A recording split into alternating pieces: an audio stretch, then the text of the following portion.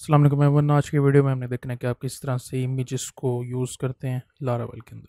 तो सबसे पहले आपका जो पब्लिक फ़ोल्डर है, एक तो इसमें स्टोर होते हैं और एक स्टोरेज वाले फ़ोल्डर के अंदर यहाँ स्टोर होती है। जो स्टोरेज वाला है ये हम यूज़ करेंगे डाटाबेस के साथ, क्योंकि इसमें इमेजेस जो है वो ज़्यादा सिक्योर होती हैं और किसी के एक्सेसिबल नहीं होती। ठीक है, तो इसको ऐसे रहने देते हैं। अब इस वीडियो में मैं आपको दिखाता हूँ पब्लिक में किस तरह से यूज़ करते हैं। पब्लिक वाला फ़ोल्डर ओपन करना है, यहाँ पर आप बना लें इमेज का IMG लिख दें। ठीक है, फिर जो आपको इमेज चाहिए वो आप कॉपी कर लें। मेरा यहाँ पे है फोल्डर और यहाँ पे पब्लिक और यहाँ पे इमेज का है, मैं यहाँ पे पेस्ट कर देता हूँ। इसका नाम है हेडर। ठीक है, ये कर लिया। इसके बाद अब यहाँ पर ये होम पेज था, यहाँ पे मैं एक टैग ऐड करता हूँ इमेज। इसके अंदर आर्ट मिटा देते हैं, इससे कोई फ़र्क नहीं पड़ता। और यहाँ पर अगर आपने करना है तो आप यूँ कर दें img/header डॉट डॉट jpg।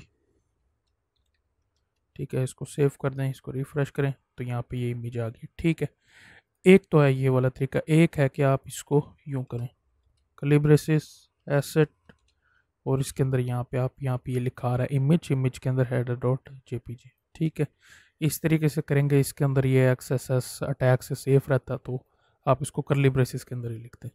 ठीक है, इसको रिफ्रेश करें तो ये यहीं पर है। ठीक है, इस तरीके से करके आप इमेजेस भी इसके अंदर ऐड कर सकते हैं।